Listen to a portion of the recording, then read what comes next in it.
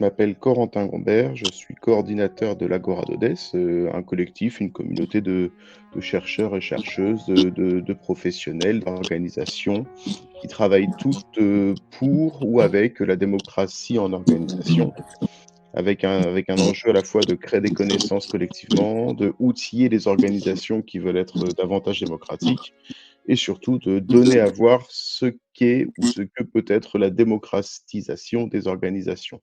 Donc on s'adresse à la fois au grand public, aux organisations et à la sphère politique. Ça fait maintenant 2 ans qu'on travaille tous ensemble sur le sujet et ces dernières années, on a assisté à un phénomène tout à fait intéressant, ce qui est que la démocratisation des organisations, ça parle à tout le monde.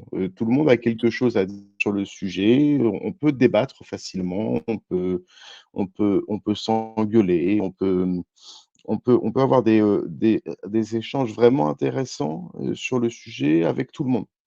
Par contre, ce qu'on constate également, c'est que sur le sujet, personne ne parle de la même chose. C'est-à-dire que la démocratie en organisation, pour un syndicaliste ou un mutualiste, par exemple, ça ne sera pas la même chose. Et hem et ni un type de gouvernement, ni un modèle d'organisation de l'action collective. Donc, plutôt que chercher à enfermer la dynamique démocratique dans une trajectoire, donc, par exemple, le coopératisme ou les communautés de travail ou l'action syndicale, nous avons cherché à exprimer la diversité de cette dynamique. Donc on a lancé en juillet 2024, un appel à contribution avec, pour seule instruction, un texte court et ancré qui donne à voir une face, démocratie en organisation à travers une théorie, une expérience, une pratique, une réussite ou un échec. On a travaillé d'emblée sur les formats pour permettre de rendre, la contribution et l'écriture, à ce livre, la plus, Mince. et hem et on a constaté assez rapidement que l'appel à contribution a eu un gros succès. On a reçu de nombreux textes et de nombreux contacts de personnes qui ont proposé de contribuer d'une manière ou d'une autre. Et hem et on ressort aujourd'hui, donc 1 an après environ, avec la publication, d'un livre de 50 chapitres qui a été écrit à 134 mains, donc 67 contributeurs et contributrices, qui donne la parole à la fois à des chercheurs, à des chefs d'entreprise, à des syndicalistes, des ouvriers, des consultants, des représentants de certaines branches ou certains secteurs. Et je vais pas vous détailler tous les chapitres puisque 50 ça fait long et l'heure va plutôt être être dédiée au chapitre de Christian plutôt qu'à l'ouvrage en général. Mais pour les différentes thématiques, aborde, les apports réciproques entre l'entreprise et la cité, les dynamiques autogestionnaires, l'individu et ses rapports au travail, les différentes formes juridiques qui permettent une dynamique démocratique, le droit du travail et des sociétés, l'évaluation et la mesure de la démocratie, les liens à l'autorité, le dialogue social au service de l'innovation démocratique, le potentiel fourni par le digital, les questions de santé au travail et de système de santé, la gestion participative, la transition sociale, la transition écologique et quelques témoignages inspirants. Et l'ouvrage parle notamment de mutualisme. Et pour la petite histoire, Christian a, je crois, été le premier contributeur de l'ouvrage puisque, il nous a proposé un format que l'on trouvait tout à fait intéressant. C'est un format, interview et je crois qu'on a interviewé Christian avant de partir en vacances, à l'été dernier. Et hem et maintenant je vais te laisser la parole, Christian, et n'hésitez pas à interagir, dans le chat. On va bien sûr prendre du temps pour échanger, pour prendre des questions, des remarques et Christian va faire au mieux. Je vais couper ma caméra, mais je reste là. Merci Corentin, bonsoir à toutes et toutes, merci d'être là. Peut-être quelques éléments de contexte avant de venir aux réflexions qui nous animent avec Corentin et de dérouler un petit peu le plan de ma présentation. Voilà, moi j'ai travaillé dans l'assurance pendant longtemps et comme je dis souvent, j'ai toujours eu envie de changer le monde et il se trouve qu'à un moment donné, je suis tombé dans le mutualisme, un peu par hasard, donc à la direction d'une mutuelle. Et depuis, j'en ai dirigé quelques autres et je suis toujours aujourd'hui président de Mutlog, une petite mutuelle qui fait de l'assurance des emprunteurs. Donc, toutes les mutuelles ne font pas de la complémentaire santé et qui en plus fait de l'assurance des emprunteurs en B2B2C, ce qui est assez particulier pour une mutuelle, mais de moins en moins on le verra.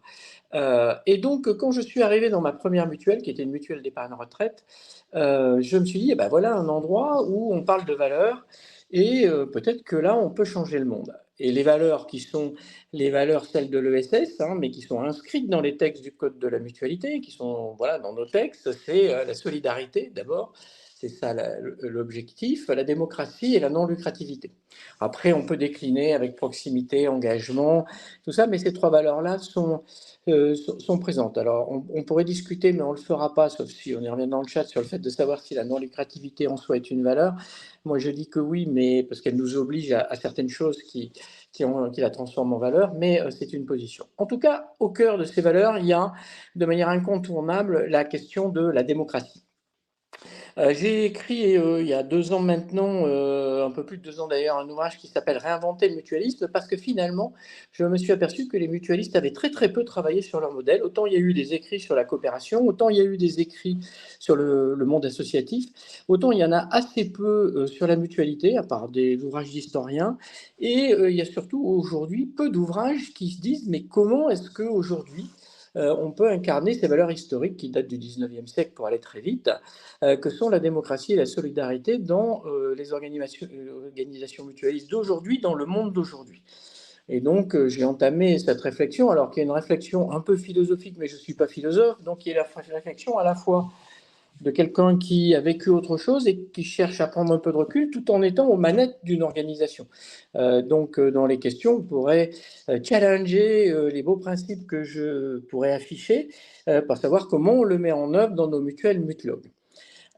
Juste en 2 mots, hein, Mutlog, c'est une toute petite mutuelle, comme j'ai dit, d'assurance des emprunteurs, qui a quand même plus de 250 000 adhérents, qui fait du B2C, du B2B2C, mais qui finalement a moins de 40 salariés. Mais en revanche, un conseil d'administration large de 30 membres, avec statutairement des horizons très divers, puisqu'il y a aussi bien des petits patrons du logement, du courtage, que des représentants des organisations syndicales, des confédérations syndicales de salariés, voire des techniciens, voire des gens du domaine social. Et on veille à cette diversité. Donc voilà d'où je parle en quelque sorte, de quelqu'un qui s'est dit, voilà, il y a des valeurs, qui s'est dit comment est-ce qu'elles s'incarnent aujourd'hui, comment on peut les incarner, et qui fait un peu ce travail-là, notamment en liaison avec Corentin sur les aspects de la démocratie. Or, je me suis aperçu en assistant à la journée de l'Agora d'Odesse de 2025, début 2025, que effectivement, quand on parlait de démocratie, notamment parmi les chercheurs, on parlait surtout de démocratie salariale, ou on parlait de démocratie type scope. Alors, la démocratie mutualiste, elle est ontologiquement différente de ça. Le démos, comme dit Corentin, de mutuelles, ce sont les adhérents, c'est-à-dire les bénéficiaires. Originellement, la mutualité, c'était quoi? C'était des gens qui se réunissaient pour ensemble se protéger contre un problème qui pourrait leur arriver, mais se protéger non pas de manière consumériste, mais de manière solidaire. C'est-à-dire qu'on mettait ensemble des moyens, en l'occurrence des cotisations, de l'argent, pour aider ceux qui un jour auraient à faire face aux problèmes qu'avait choisi de traiter la mutuelle. Et si jamais l'adhérent n'avait jamais le problème, finalement, il n'avait pas mais jamais bénéficié des choses de la mutuelle. Donc on n'est pas dans un rapport consumériste ou de partie prenante. La mutualité, ce n'est pas une démocratie de partie prenante, c'est bien des gens qui se réunissent pour être solidaires avec ceux qui en ont le plus besoin. Et ça s'exprimait par un slogan à l'époque qui était « Chacun cotise selon ses moyens et reçoit selon ses besoins ». Et par exemple, pendant très longtemps, les cotisations étaient assises sur le niveau de revenu, notamment dans la fonction publique. Alors évidemment, pas évidemment, la concurrence a fait voler en éclats ça, parce que dès lors que la complémentaire santé, puisque les mutuelles sont quand même à 99% complémentaire santé, même si celle que je préside n'est pas une complémentaire santé, dès lors que la complémentaire santé a été introduite par les directives européennes sur le marché, mais il y en a qui se sont dit moi je n'ai pas besoin, je vais aller attraper les adhérents qui payent le plus cher parce qu'ils ont des hauts revenus, alors que finalement ils ne consomment pas plus que les autres et je vais casser les prix sur ces populations. Et donc ce modèle est en train de finir de voler en éclats aujourd'hui. Et il vole en éclats pour un deuxième point, c'est qu'avec les diverses réformes successives qui ont été négociées entre les partenaires sociaux et l'État, la complémentaire santé est devenue obligatoire, y compris en ce moment, c'est en train de se transformer pour les salariés de la fonction publique. C'est-à-dire que l'adhésion volontaire à un projet de protection solidaire n'est plus du tout volontaire et que donc cet engagement des adhérents il est plus voulu, il est subi, et je dis toujours aussi que si demain l'entreprise ou le ministère refait un appel d'offres, comme elle le fait régulièrement, et décide de changer d'opérateur pour la complémentaire santé, eh ben, les adhérents quitteront la mutuelle sans même l'avoir voulu, décider ou choisi. Donc on est face à un modèle qui est profondément en difficulté. Or, pour autant, ces fondamentaux restent là. C'est-à-dire que la question de la démocratie dans le pilotage des organismes, la question de la solidarité et des éléments de solidarité qu'il est possible, utiles, souhaitables ou même politiquement désirables d'introduire dans ces instruments de protection, le besoin est toujours là. L'objectif des mutuelles est toujours celui-là, et pour autant, elles sont perturbées par les évolutions qui modifient leurs conditions de naissance et d'émergence au XIXe siècle. Donc, je l'ai dit, ce n'est pas une démocratie de partie prenante, c'est une démocratie de solidarité. Ça veut dire quoi? Ça veut dire que, quelque part, je ne viens pas et je ne suis pas en charge de représenter les adhérents, je dirais un peu quelles sont les formes de représentation, pour défendre ici ou là les intérêts d'une partie, mais pour défendre quelque chose qui est l'accès à la santé, par exemple, ou pour nous, l'accès au logement, de tous, et singulièrement de ceux qui en ont le plus besoin. Alors, ça, c'est ma vision, à moi, du projet mutualiste. On peut avoir d'autres visions qui ramènent à la fois la solidarité et à la mutualisation actuarielle, ou qui ramènent la démocratie à une forme de gouvernance particulière. Néanmoins, originellement, ça n'est pas ça. Ça n'est donc pas une démocratie de partie prenante, et pour autant, c'est une démocratie représentative. En gros, pas en gros, les adhérents se réunissent, votent pour élire les membres du conseil d'administration, ou votent pour élire des délégués qui vont élire les membres du conseil d'administration. Et dans cette démocratie représentative, la forme d'expression traditionnelle et historique du débat, enfin la forme de conclusion traditionnelle et historique, ou même d'expression du débat démocratique, c'est le vote. On vote des résolutions, on vote pour des délégués, on vote pour des... Voilà. Et évidemment, les mutuelles n'échappent pas à cette difficulté, mais je vais y revenir, qui est que la démocratie représentative souffre dans nos sociétés, et les mutuelles n'échappent pas à ça. Puisque, et je vais revenir aux raisons qui font qu'elles sont perturbées par... que la démocratie représentative dans les mutuelles a du mal à s'exprimer. D'autant plus que les mutuelles sont de plus en plus grosses, que la proximité originelle qui permettait une démocratie par échange des points de vue, la proximité originelle, elle pourrait être professionnelle, géographique, de destin, c'est-à-dire des gens, par exemple, il y a des mutuelles d'anciens combattants, donc c'est des gens qui avaient partagé un même moment de vie, il y a des mutuelles d'entreprise et tout ça, donc toutes ces formes de mutuelles sont en train de se fusionner dans des ensembles, dans des grands groupes qui éloignent considérablement les adhérents des organismes centraux, et d'autant plus considérablement que, comme je le disais tout à l'heure, dans une majorité des cas, ils ne choisissent plus de s'engager auprès de leur mutuelle, puisque la loi fait qu'on leur impose la mutuelle à laquelle ils doivent adhérer. Donc tout ça perturbe grandement le système et notamment elle met l'accent sur un point qui est qu'au fond, la démocratie mutualiste, n'étant pas une démocratie de parties prenantes, n'est pas, comme dirait Mansbridge, un auteur qui a travaillé, américain qui a travaillé sur les formes de la démocratie de manière pragmatique, hein, c'est le courant pragmatiste américain, cette forme de démocratie n'est pas une forme de démocratie conflictuelle. Puisqu'on n'est pas dans une opposition d'intérêts de diverses parties prenantes qui défendraient chacun leur bout de gras. On est sur des gens qui travaillent pour la solidarité au profit de gens qui en ont besoin. Pas, alors ça peut être eux demain, mais leur objet n'est pas celui-là. Or, ces démocraties consensuelles, toujours pour citer Mansbridge, ce qui importe, c'est finalement la délibération qui compte, plus que d'aboutir à une décision. Bien sûr, il faut aboutir à une décision, mais les raisons de la décision, les débats autour de la délibération sont plus importantes dans le choix et dans l'éclairage qu'on peut avoir sur la démocratie que simplement le vote et la décision. Dans une démocratie représentative, l'expression des intérêts fait qu'à un moment donné, ils ne sont pas compatibles et on vote. Là, on est en train de dans une mutuelle, alors c'est à la fois, c'est vrai dans une bonne partie des mutuelles, on pourrait nuancer, mais dans une mutuelle, dans la mesure où on ne représente pas ses propres intérêts, la délibération permet d'éclairer l'ensemble des possibles de la décision et notamment d'éclairer les contradictions qu'il peut y avoir entre les objectifs de la mutuelle et les tensions d'exercice de son activité.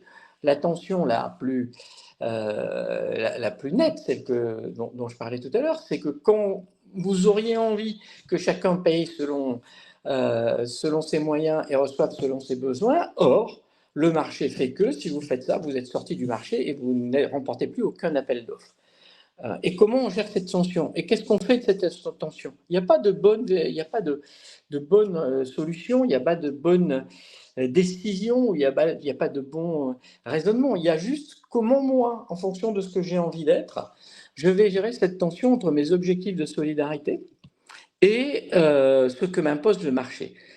Donc, c'est une démocratie plutôt délibérative, même si à la fin du fin, la forme de nos conseils d'administration et la forme qui nous a été imposée fait qu'on est obligé de voter des résolutions et que finalement, l'ensemble des gens qui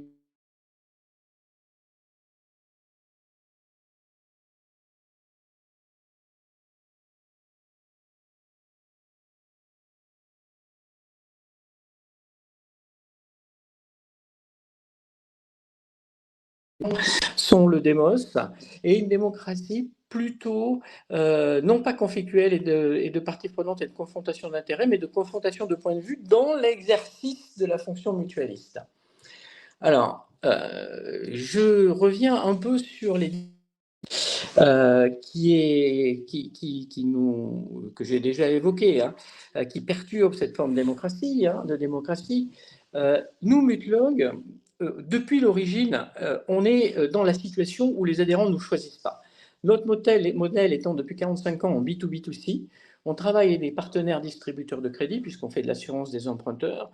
Et au fond, c'est le partenaire de crédit qui, en quelque sorte, vend ou propose l'assurance à celui qui va devenir notre adhérent. Donc, à la fin du fin, il ne nous connaît pas. Donc, il ne nous choisit pas. Il nous choisit par l'intermédiaire de son intermédiaire, si je puis dire.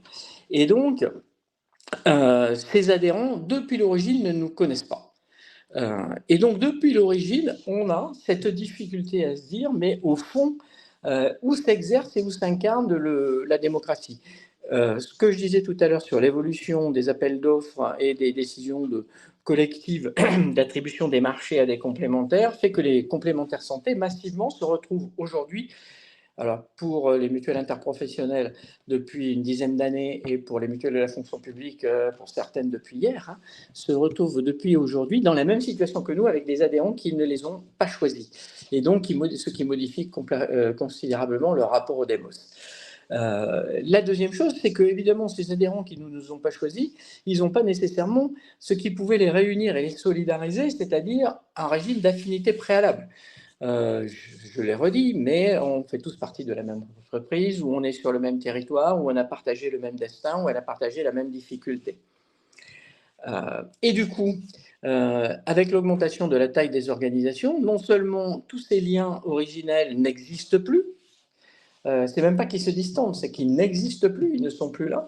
Mais en plus, avec l'augmentation de la taille, comme je disais, des mutuelles, la gestion s'éloigne. C'est-à-dire qu'avant, on pouvait venir à sa mutuelle. J'ai encore connu ça, payer sa cotisation, hein, des fois en liquide. Enfin, je ne l'ai pas connu, mais ça a existé il n'y a pas si longtemps. Voire apporter son dossier pour régler ses prestations. Aujourd'hui, c'est plus possible, puisqu'en fait, l'ensemble des process sont dématérialisés. Alors, il ne s'agit pas de regretter le monde d'hier, mais il s'agit de se poser la question de savoir comment on peut l'affronter. L'autre point qui perturbe considérablement le modèle originel des mutuelles, c'est la montée en puissance de la technicité des métiers. Aujourd'hui, l'exercice des métiers, même en complémentaire santé, avec l'avalanche de réglementations diverses et variées à respecter, les exigences de solvabilité, de reporting et tout ça, fait que ce qui était assez simple, c'est-à-dire on regardait un équilibre de prestations, puis on débattait pour savoir si on remboursait un peu plus, je l'ai vu encore dans des petites mutuelles, la chambre particulière ou un peu moins pour l'équilibre des contrats, ce modèle-là ne fonctionne plus, ou en tous les cas, les enjeux sont plus là, et ils sont enfouis, parfois à juste titre, sous des réglementations dont l'objet est de sécuriser le dispositif assurantiel. Mais je parle bien de dispositif assurantiel, c'est-à-dire qu'on n'est plus en train de sécuriser le dispositif de solidarité, mais de garantir que l'engagement assurantiel pris par les mutuelles sera bien tenu auprès de leurs adhérents.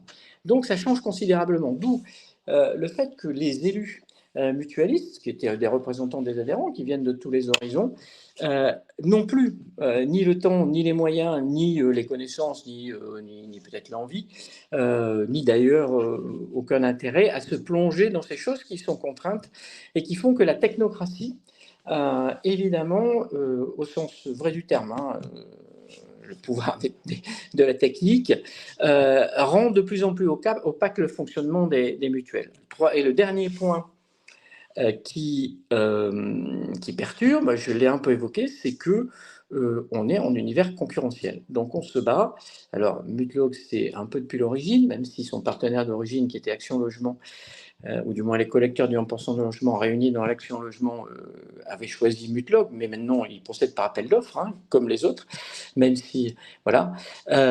Eh bien, on est en univers concurrentiel et il faut se battre sur des terrains avec des armes et des objectifs dans lesquels la solidarité n'est pas nécessairement, et la démocratie, le fonctionnement démocratique de l'organisation n'est pas un critère de choix et de notation des opérateurs qui seront retenus dans le cadre des appels d'offres. Donc on est dans un moment assez compliqué pour le modèle mutualiste et qui l'oblige en quelque sorte à revenir à ses fondamentaux. Ça signifie quoi la démocratie aujourd'hui? C'est quoi la solidarité aujourd'hui? Et c'est quoi que veut dire la non-lucrativité dans un univers où les KPI, enfin les indicateurs comptables, sont construits historiquement pour des assureurs traditionnels capitalistes, aux sociétés de capitaux. Donc la question se pose de comment incarner l'idéal mutualiste aujourd'hui, très concrètement dans nos organisations. Ça veut dire quoi incarner l'idéal mutualiste? Pour les élus, je parle bien sûr, pour ceux qui sont amenés, qui sont comme moi les représentants des adhérents. La première chose, je pense, c'est que il ne faut pas se leurrer, la démocratie, c'est par nature une forme, que ce soit pour les mutuelles comme pour les autres, qui propose un idéal qui n'est jamais atteint.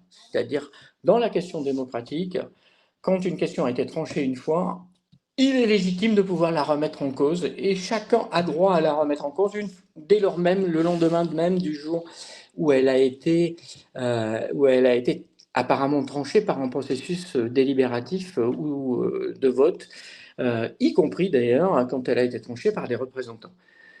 Je pense que cette idée qui consiste à dire qu'il faut se re-questionner en permanence sur le pourquoi on fait les choses serait salutaire. Alors, il faut le faire, évidemment, comme je disais que la démocratie mutualiste, c'est une démocratie de tension, j'arbitre entre des objectifs, c'est que si on met en cause en permanence, on ne fait plus le business d'un côté.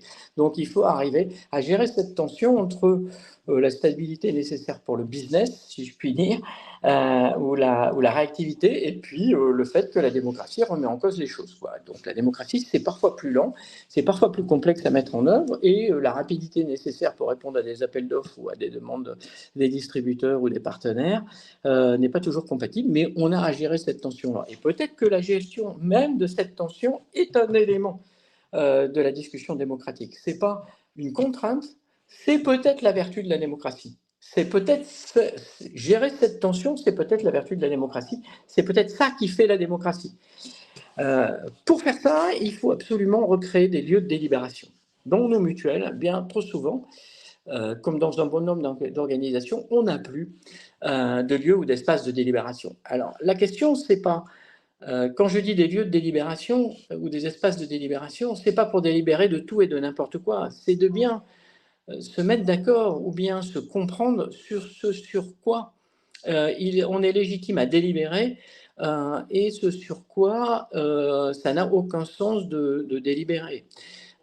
Évidemment, dans un monde où même les vérités les plus acquises et sont en permanence remises en cause, y compris par les dirigeants des grandes puissances, on pourrait se dire que tout le monde peut avoir son mot à dire sur les calculs qui sont faits par les actuaires pour faire les projections de résultats à 5 ans. Ce n'est pas le sujet. Le sujet n'est pas de savoir, n'est pas que les administrateurs ou les représentants des adhérents ou les adhérents eux-mêmes s'emparent des calculs actuariels. Le sujet, c'est d'arriver à se dire, mais ces calculs-là, qu'est-ce qu'ils nous disent de notre impact ou de nos possibilités ou de nos marges de manœuvre sur la société et sur l'envie qu'on a de changer les conditions qui nous ont rendus nécessaires.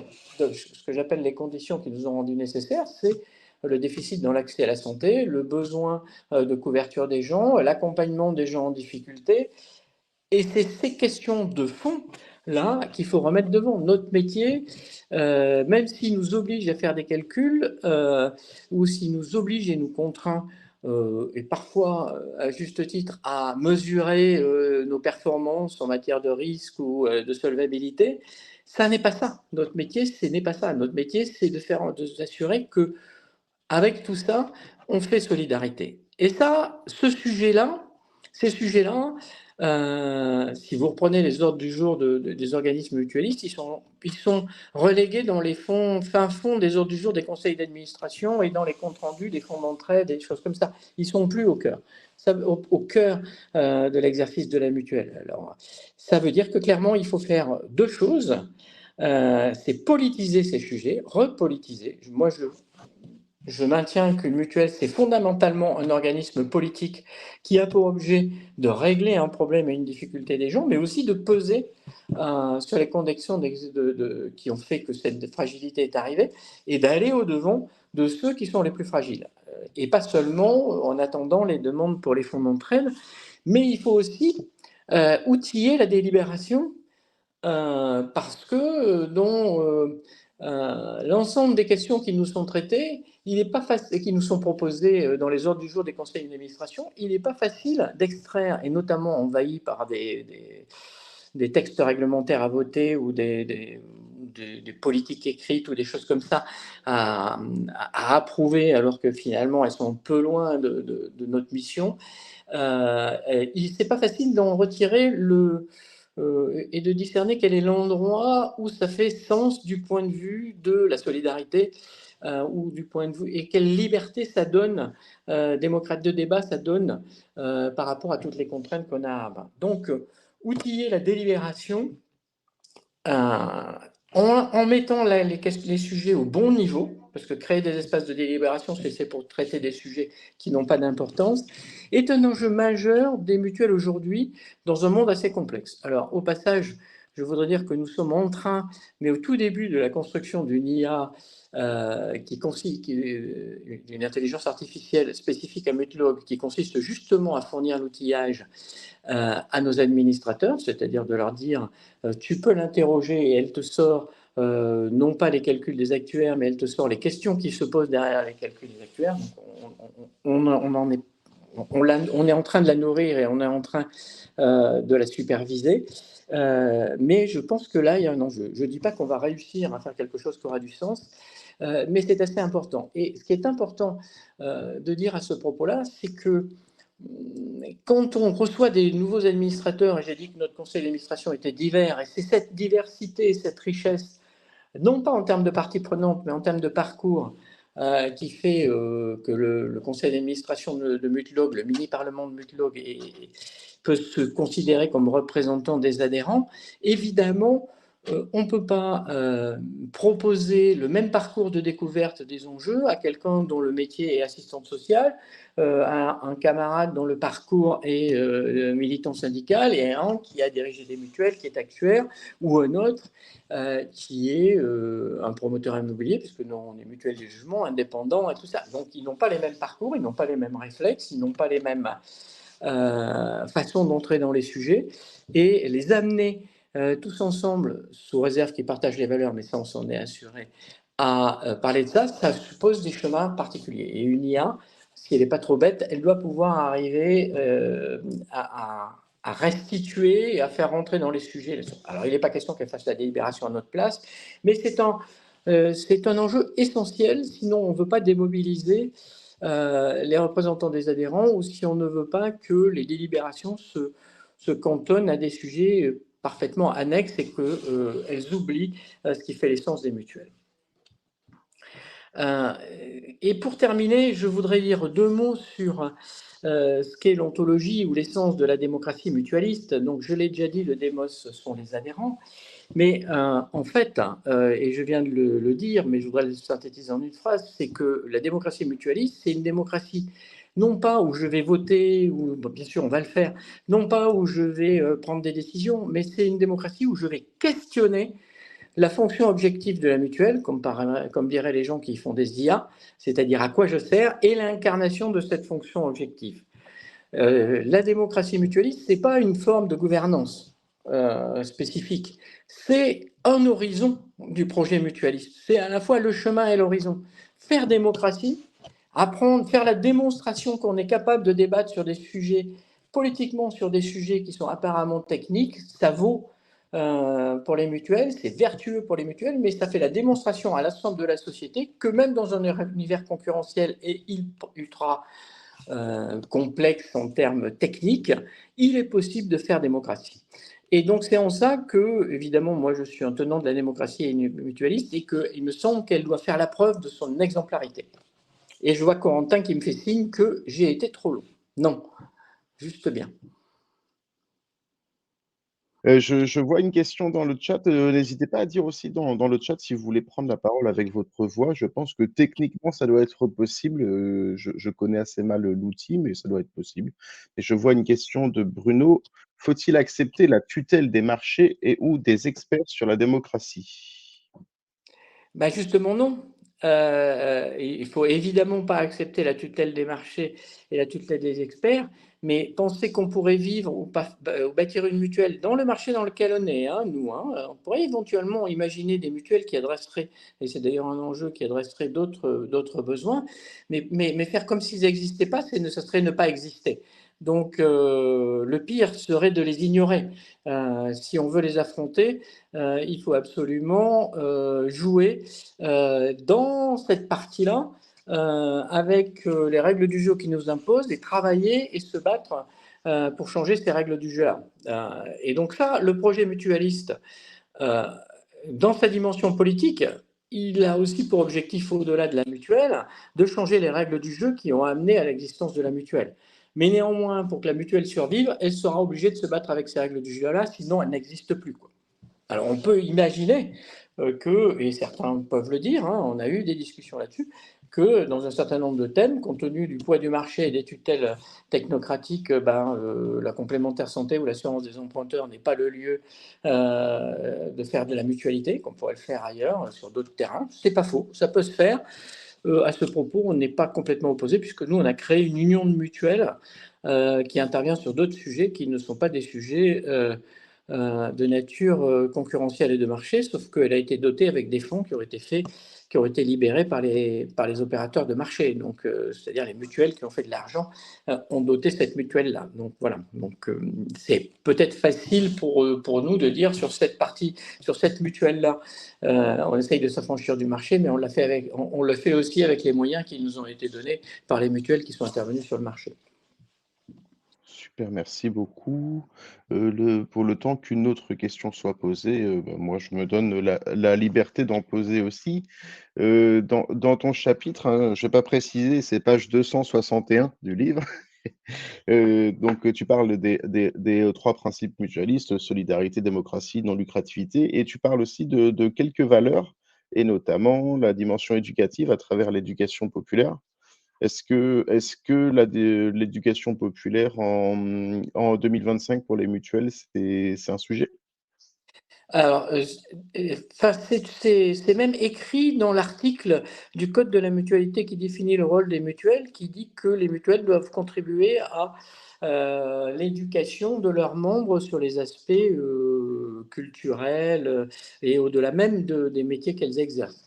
Alors, aujourd'hui, une des façons pour les mutuelles d'exprimer ça, c'est l'éducation à la santé. Ça fait partie, la prévention, des choses comme ça fait partie, mais massivement, les mutuelles ne sont pas des acteurs de l'éducation, et en tout cas, elles n'ont pas développé, même à part pour elles-mêmes, hein, pour former leurs administrateurs, elles n'ont pas à ce jour réinvesti ce champ en créant par exemple des mutuelles d'éducation. On aurait pu imaginer ça.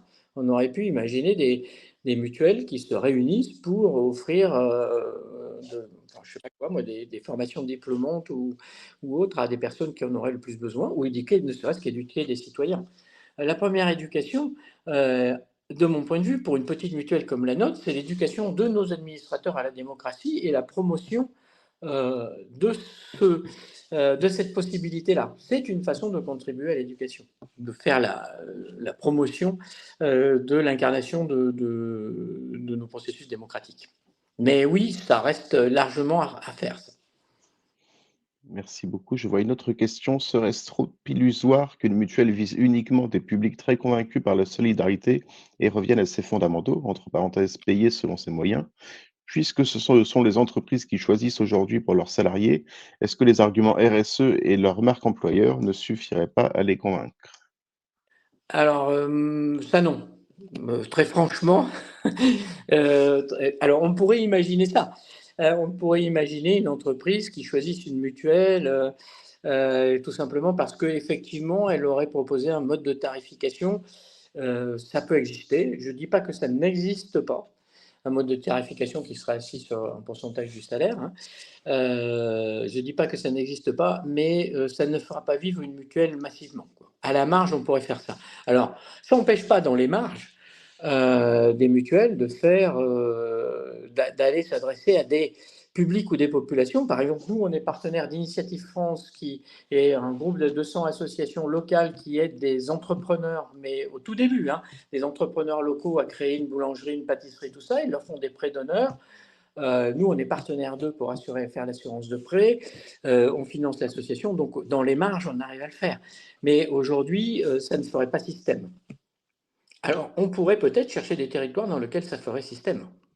Il y en a qui parlent de mutuelles alimentaires, d'autres de mutuelles de données, enfin des choses comme ça. Voilà. Et sur la capacité à faire système, je rajouterais la question des imaginaires sur le mutualisme. Qu'aujourd'hui, seuls les mutualistes connaissent le mutualisme, et en fait, pour le mot mutuel, par exemple, de la part, de nos dirigeants politiques, il est utilisé pour désigner complémentaire santé, même non mutualiste.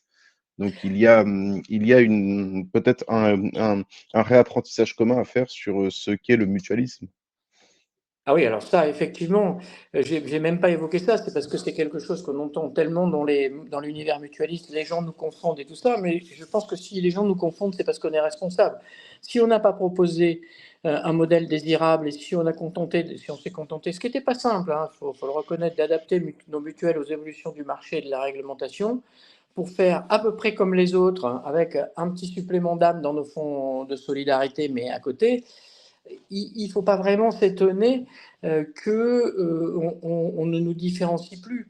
Moi, je pense qu'on a à reconstruire un récit mutualiste beaucoup plus exigeant, qui passera peut-être par des réponses aux questions qui ont été posées tout à l'heure, hein. On va faire de la solidarité différemment et retrouver les valeurs mutuelles, machin. Mais on a cet effort-là à faire, oui. Sinon, C'est pas en expliquant, moi ça fait 15 ans que j'explique et ça fait, bon, on me dit toujours, ben oui d'accord, mais enfin au fond vous faites comme les autres.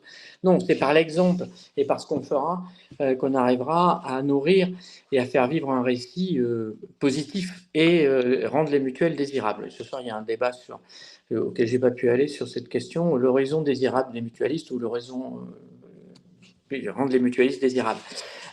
Oui, on a reconstruit un récit, mais c'est ce récit positif à reconstruire, il est vrai pour les mutuelles comme il est vrai pour l'ensemble de la société et de la classe politique.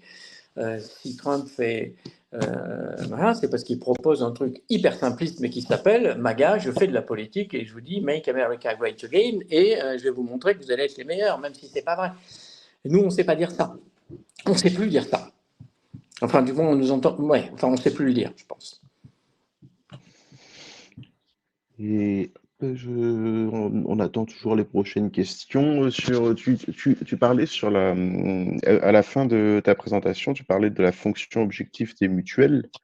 Et est-ce que tu distingues les fonctions objectives qui sont au service des intérêts des adhérents et les fonctions objectives qui dépassent les intérêts des adhérents pour servir d'autres intérêts plus sociétaux, je dirais? Oui, ça, effectivement, on est obligé de les distinguer. Et ça fait partie de la question. C'est un élément essentiel du débat démocratique. Aujourd'hui, on fait vivre nos mutuelles avec l'argent des adhérents. Dire qu'on va prendre un peu de cet argent pour aller aider des gens, ou modifier des choses ou proposer des processus de transformation ou développer des projets qui seront à destination de gens qui ne sont pas nos adhérents, c'est typiquement le sujet du débat politique des mutuelles.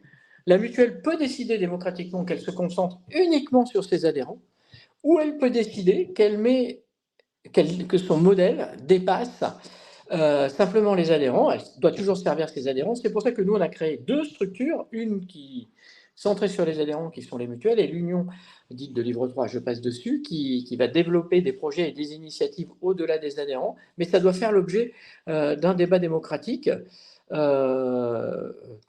d'ailleurs, à la fin du chez Mutlock, ce débat démocratique, le conseil d'administration, il le fait en conscience de ses valeurs, puisque de toute façon, nous, dans l'assurance des emprunteurs, les garanties et les tarifs, ils sont fixés au départ du contrat. Donc, tout ce qu'on décidera dans la mutuelle, à partir où elle fait faillite et qu'elle ne peut plus remplir ses obligations, mais n'aura aucun impact sur nos contrats à nous, administrateurs. Donc, la question, c'est bien, quel est le projet qu'on veut mener?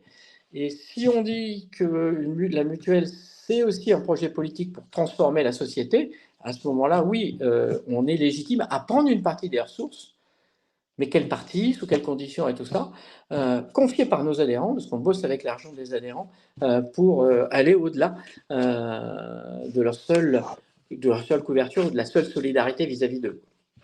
Et ça, c'est une question fondamentale à traiter dans les mutuelles. Merci beaucoup, Christian. Est-ce qu'il y a d'autres questions qui se posent ou est-ce qu'on va pouvoir clore? Je vais nous emmener doucement vers la sortie.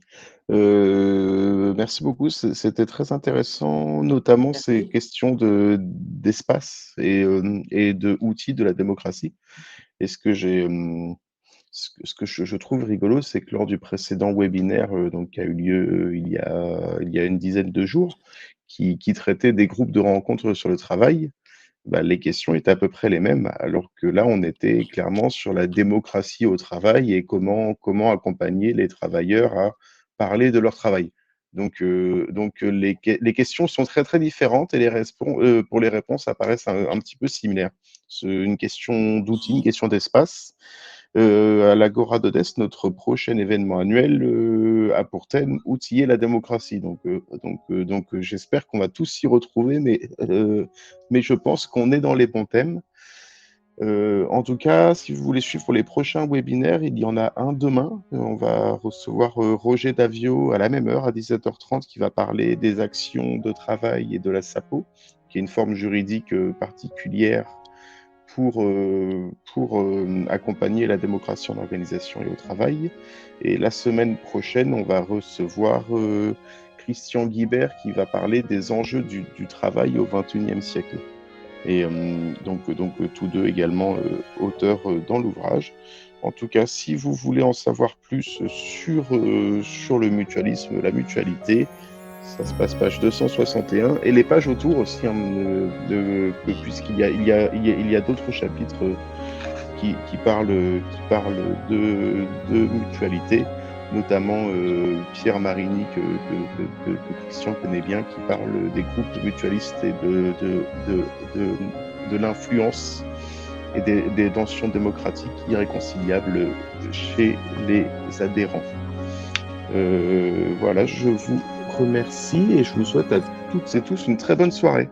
Très bonne soirée à toutes et tous. Bonne soirée. Au revoir. Merci beaucoup, à bientôt, au revoir.